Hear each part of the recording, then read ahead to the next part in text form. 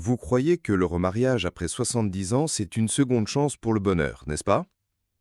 Tout le monde vous dit qu'il n'est jamais trop tard pour aimer et que vous méritez de la compagnie à ce stade de votre vie. Mais si je vous disais qu'il existe une vérité choquante que personne n'ose vous révéler sur le remariage tardif, une vérité qui pourrait vous épargner un désastre financier et émotionnel dévastateur. Ce que je vais partager avec vous aujourd'hui va à l'encontre de tout ce que la société romantise sur « trouver l'amour après 70 ans ». Mais cela pourrait être l'information la plus importante que vous recevrez pour protéger vos dernières années précieuses de vie. Préparez-vous, car dans quelques minutes, vous allez découvrir pourquoi les experts en planification financière et les avocats spécialisés en droit de la famille considèrent le second mariage après 70 ans non pas comme une bénédiction, mais comme l'une des décisions les plus dangereuses qu'une personne puisse prendre à cet âge. Dans les prochaines minutes, je vais vous montrer des cas réels de personnes qui ont perdu non seulement leur patrimoine, mais aussi leur liberté, leur santé et même le contrôle sur leurs propres décisions médicales à cause d'une simple signature sur un acte de mariage. Vous allez découvrir comment Hélène, 72 ans, a vu ses prestations de retraite disparaître du jour au lendemain, comment Patricia s'est transformée d'une femme indépendante en une aidante surchargée, qui a aujourd'hui 63% de chances en plus de mourir avant son propre mari, et comment Gérard a perdu la moitié d'un patrimoine qu'il avait mis 60 ans à construire. Mais plus important encore, vous allez comprendre exactement pourquoi ces risques existent, comment les identifier avant qu'il ne soit trop tard et quelles alternatives réelles vous avez pour avoir de l'amour, de la compagnie et une connexion profonde sans mettre en danger tout ce que vous avez construit dans votre vie. Ce n'est pas une conversation contre l'amour ou contre les relations, c'est pour vous donner le pouvoir de choisir en connaissance de cause ce qui est en jeu quand vous signez ce papier. Car la différence entre une décision sage et un piège financier peut tenir à des informations que personne ne vous donne, mais que tout le monde devrait connaître avant de franchir le pas. Êtes-vous prêt à découvrir la vérité qui peut sauver non seulement votre patrimoine, mais toute votre sérénité? Tenez, je vais vous raconter quelque chose qui a complètement bouleversé mon amie Hélène quand elle l'a découvert trop tard. Elle avait 72 ans et pensait prendre la décision la plus romantique de sa vie en se remariant. Ce qu'elle ne savait pas, c'est que ce oui à l'hôtel serait le début d'une ruine financière dévastatrice qui compromettrait tout ce qu'elle avait construit pendant des décennies. Les experts en droit des retraites connaissent ce piège depuis des années, mais jamais personne ne vous raconte ces vérités qui peuvent sauver votre patrimoine. Hélène a perdu les prestations de son défunt premier mari à l'instant même où elle a signé l'acte de mariage, et le pire restait à venir. Avez-vous jamais réfléchi au fait que le mariage est, avant tout, un contrat légal automatique qui unit non seulement les cœurs, mais aussi les dettes, les responsabilités et les complications financières qui peuvent durer toute une vie? Quand vous vous mariez après 70 ans, vous ne partagez pas seulement le lit, vous partagez chaque centime, chaque dette, chaque problème financier que votre nouveau conjoint traîne sur ses épaules. Hélène a découvert que l'amour de sa vie avait des dettes de carte bancaire qu'elle n'imaginait même pas, et maintenant, légalement, elle était aussi responsable de les rembourser. Les études montrent que des personnes comme vous, qui ont travaillé toute leur vie pour s'assurer une retraite tranquille, peuvent voir leur patrimoine s'effondrer en quelques mois après un second mariage. Mais voici la partie qui m'indigne le plus. Les enfants d'Hélène ont vu leur héritage s'évaporer comme l'eau dans le désert parce que maintenant la moitié de tout ce qu'elle avait construit appartenait automatiquement au nouveau mari. Exactement. Vous ne risquiez pas seulement votre propre avenir financier, vous compromettez l'héritage que vous vouliez laisser à ceux qui comptent vraiment dans votre vie. Attention, car cette fusion de patrimoine se produit à l'instant exact où vous dites oui, et il n'y a pas de retour en arrière possible sans des coûts juridiques dévastateurs. Et le plus choquant de tout, c'est que Hélène ne savait même pas qu'il existait un moyen de se protéger légalement avant de prendre cette décision. Mais c'est quelque chose que peu connaissent et qui peut sauver non seulement votre argent, mais toute votre tranquillité. Maintenant, laissez-moi vous raconter ce qui est arrivé à Patricia, une dame de 76 ans que j'ai rencontrée à l'hôpital où ma mère était hospitalisée. Elle s'était mariée il y a seulement 2 ans, pleine de rêves de partager les dernières années précieuses de sa vie avec quelqu'un de spécial. Quand le désastre a frappé à sa porte d'une façon qu'elle n'avait jamais imaginée. Son nouveau mari a eu un AVC dévastateur et, du jour au lendemain, elle s'est transformée d'épouse en aidante à temps plein. Sans avoir le choix, sans avoir la préparation et sans avoir l'énergie sacrée qu'exige cette responsabilité. Ce que les professionnels de santé savent, mais que personne ne vous prévient jamais, c'est que s'occuper d'une personne malade après 70 ans peut littéralement vous enlever des années de votre propre vie. Patricia m'a dit quelque chose qui m'a donné des frissons. Je pensais gagner un compagnon, mais j'ai fini par avoir un patient qui a besoin de moi 24 heures sur 24. Elle ne peut plus sortir de chez elle, n'a plus le temps de s'occuper de sa propre santé et développe des problèmes d'hypertension à cause du stress constant d'administrer les médicaments, de gérer les rendez-vous médicaux et les soins d'hygiène de base. Des cas réels comme le sien montrent que les personnes de notre communauté finissent par sacrifier complètement leur propre qualité de vie pour s'occuper du conjoint malade, parce que c'est ce que le mariage vous demande légalement. La solitude qu'elle ressentait avant le mariage s'est transformée en un cauchemar encore pire. Maintenant, elle est isolée chez elle, prisonnière d'une routine de soins qu'elle n'a jamais choisie. Et savez-vous ce qui est le plus effrayant dans tout cela ? Des études scientifiques prouvent que les aidants âgés ont 63% de chances en plus de mourir avant la personne dont ils s'occupent, parce qu'ils négligent complètement leur propre santé en se consacrant au partenaire malade. Patricia a déjà prouvé sa valeur toute sa vie. Elle s'est déjà occupée de ses parents, de ses enfants, et maintenant c'était le moment de s'occuper enfin d'elle-même. Mais ce droit s'est envolé au moment où elle a dit oui. Vous méritez du repos après une vie entière de travail et de dévouement, n'est-ce pas ? Mais il y a quelque chose d'encore plus troublant concernant ces engagements involontaires du mariage que peu perçoivent. Quelque chose qui peut vous retirer même le contrôle sur les décisions les plus importantes de votre propre vie. Savez-vous ce qui est arrivé à Caroline, une amie de 81 ans qui pensait simplement suivre son cœur quand elle s'est remariée ? Elle n'a jamais imaginé que ce moment de joie se transformerait en un chaos juridique qui diviserait sa famille pour toujours et lui retirerait le contrôle sur ses décisions les plus intimes. Ce que personne n'a expliqué à Caroline, c'est que le mariage crée automatiquement des droits de succession qui passent outre même votre testament, donnant au nouveau mari des pouvoirs légaux sur votre vie que vous n'imaginez même pas qui existent. Aujourd'hui, elle vit un contentieux judiciaire dévastateur avec ses propres enfants, qui ont vu des années de planification familiale être détruites par des contrats légaux qu'elle ne savait même pas qu'elle signe. Et le plus choquant, c'est que cela s'est produit alors même qu'elle avait un testament bien fait, parce que le mariage annule simplement plusieurs protections que vous pensiez avoir. Voici quelque chose qui va vous choquer encore plus. Au moment où vous vous mariez, votre conjoint gagne automatiquement le droit de prendre des décisions médicales pour vous si quelque chose arrive à votre santé, passant outre les enfants qui vous connaissent depuis des décennies. Exactement. Cette personne que vous connaissez depuis quelques années peut décider si vous allez ou non à l'hôpital, quel traitement vous allez recevoir, et même des questions sur les soins palliatifs si vous ne pouvez plus communiquer. Caroline l'a découvert quand elle a eu une pneumonie grave et que son mari empêchait ses enfants de participer aux décisions sur le traitement, créant un conflit familial irréversible qui dure encore aujourd'hui. Des cas réels comme celui-ci montrent que la procuration que vous aviez donnée informellement à vos enfants peut être complètement ignorée par le nouveau conjoint qui a des droits légaux supérieurs. Mais attendez, il y a encore une autre bombe à retardement cachée dans cette histoire. Quand vous vous mariez après 70 ans, toutes vos aides sociales sont recalculées en fonction des revenus combinés du couple, ce qui peut entraîner des pertes que personne ne vous a jamais prévenu qui existaient. Caroline a perdu les réductions sur les médicaments qu'elle recevait depuis des années, a eu une réduction des aides sociales et a découvert qu'elle était maintenant trop riche pour avoir droit aux aides gouvernementales dont elle dépendait pour maintenir sa qualité de vie. Il est tout à fait compréhensible que vous vouliez de la compagnie et de l'amour à ce stade de la vie. C'est un sentiment valide et naturel. Mais avez-vous déjà pensé qu'il existe un moyen de vivre tout cela sans renoncer à la liberté personnelle que vous avez conquise après tant d'années ? Une liberté qui pourrait être en danger, que vous n'imaginez ? Laissez-moi vous parler de Florence, une femme de 76 ans qui m'a dit quelque chose que je n'oublierai jamais. Je pensais gagner un compagnon, mais en réalité, j'ai perdu mon identité.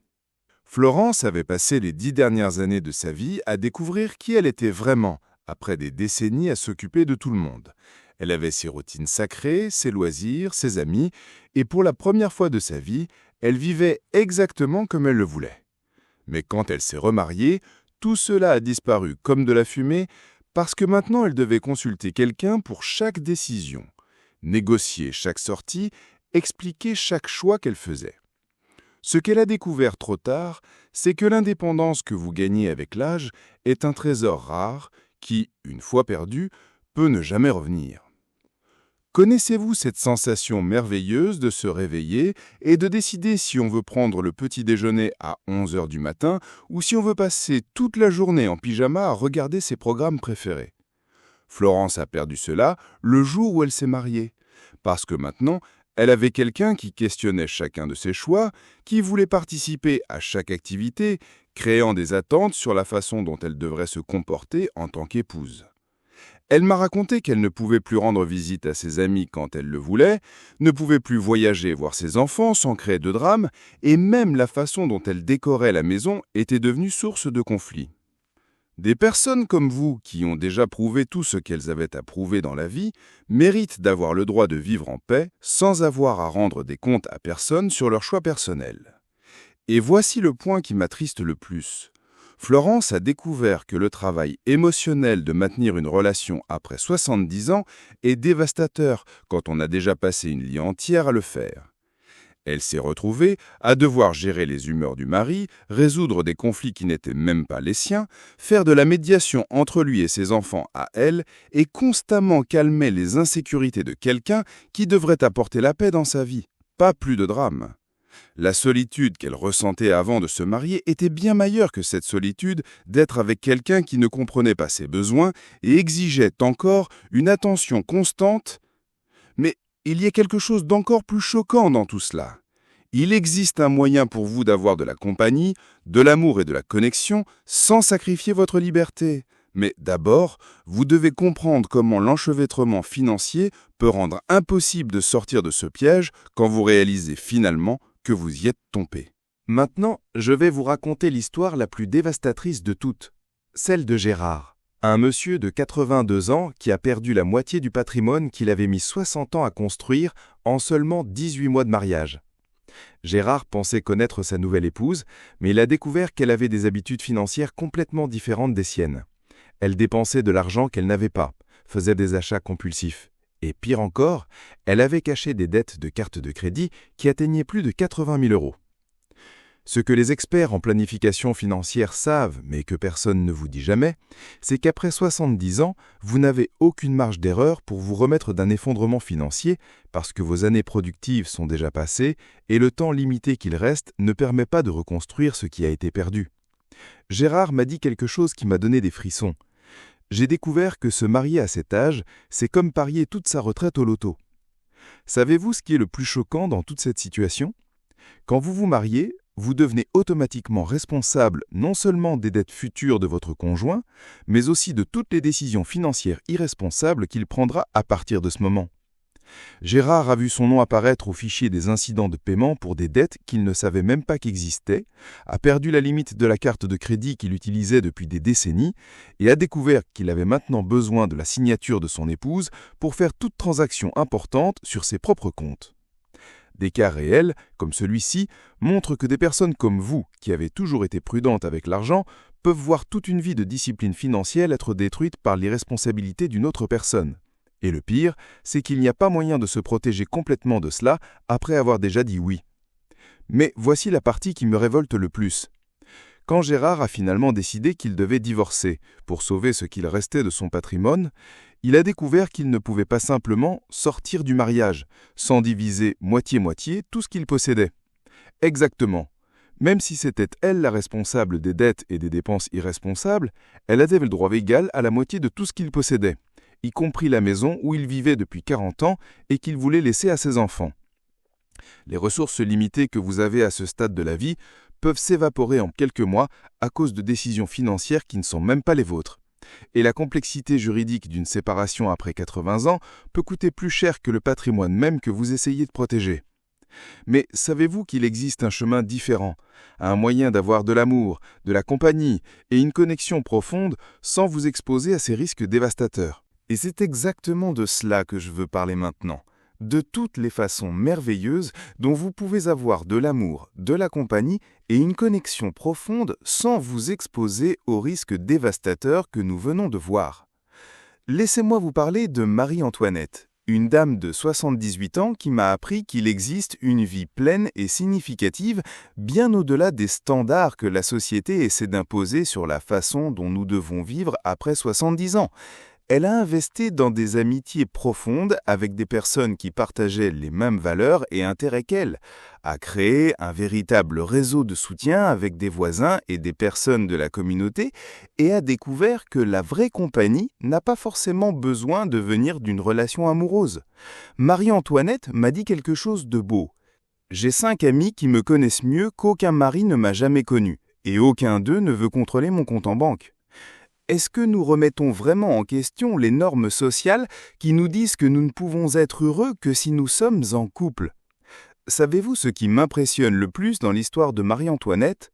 Elle utilise cette énergie sacrée qu'elle a pour se connaître de plus en plus profondément, pour explorer des loisirs qu'elle avait toujours voulu avoir le temps de faire, pour voyager quand elle veut et comme elle veut, et pour créer des liens authentiques avec ses petits-enfants et ses enfants sans l'interférence d'une tierce personne qui ne fait pas partie de l'histoire familiale. Elle participe à des clubs de lecture, fait du bénévolat qui l'épanouit, a un jardin magnifique qui est sa passion, et m'a dit qu'elle ne s'était jamais sentie aussi complète et réalisée de sa vie. Des personnes comme vous méritent d'avoir le droit de choisir comment elles veulent vivre ces dernières années précieuses, sans pression sociale pour suivre un script qui n'a peut-être pas de sens pour votre situation spécifique. Pourquoi devrions-nous suivre exactement les mêmes modèles qu'à 30 ans, alors que maintenant nous avons une sagesse et une liberté que nous n'avions pas avant ? Et voici la révélation la plus importante de toutes. Vous pouvez avoir de l'intimité émotionnelle, du soutien, de la tendresse et même de la romance sans avoir besoin de signer un contrat légal qui mette en péril tout ce que vous avez construit pendant toute une vie. Il existe des formes de relations qui respectent votre indépendance financière, votre liberté personnelle et offrent encore toute la connexion humaine que votre cœur désire, mais c'est quelque chose que notre communauté a encore du mal à accepter comme valide. La vérité, c'est que vous n'êtes pas seul dans ce parcours de découvrir ce que vous voulez vraiment pour les prochaines années de votre vie.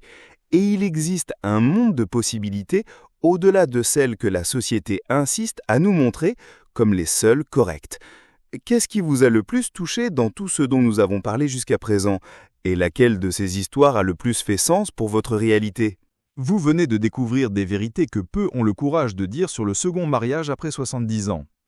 Je sais que certaines de ces informations ont pu être difficiles à entendre, mais c'est exactement pour cela qu'il était si important de les partager avec vous. Hélène, Patricia, Caroline, Florence et Gérard n'avaient pas ces informations quand ils ont pris leur décision, mais maintenant, vous les avez, et cela fait toute la différence au monde. Ce que je veux que vous compreniez, c'est que reconnaître ces risques ne signifie pas renoncer à l'amour ou à la connexion humaine.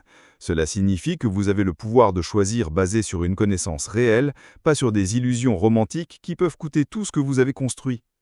Vous méritez de vivre ces années avec sagesse, en protégeant non seulement votre cœur, mais aussi votre liberté, votre finance solide et votre sérénité. Souvenez-vous, vous avez déjà prouvé votre valeur pendant toute une vie. Maintenant, il est temps d'utiliser cette expérience pour prendre des décisions qui servent vraiment votre bien-être. Quel que soit le chemin que vous choisirez, mariage avec des protections légales, relations sans engagement formel ou investissement dans des connexions profondes d'amitié et famille, faites ce choix en connaissance de cause des vrais coûts et bénéfices impliqués. Maintenant, j'aimerais beaucoup avoir de vos nouvelles. Laquelle de ces histoires vous a le plus marqué ? Qu'est-ce qui vous a le plus frappé dans tout ce dont nous avons parlé aujourd'hui ? Écrivez dans les commentaires quelle a été l'information la plus importante pour vous. Votre réponse peut aider d'autres personnes dans notre communauté qui vivent la même situation. Et si ce contenu vous a ouvert les yeux sur des risques que vous ne connaissiez pas, n'oubliez pas de vous abonner à la chaîne et d'activer les notifications, car j'ai beaucoup d'autres informations essentielles qui peuvent protéger vous et votre famille de pièges que personne n'explique habituellement. Votre tranquillité et votre patrimoine méritent cette protection.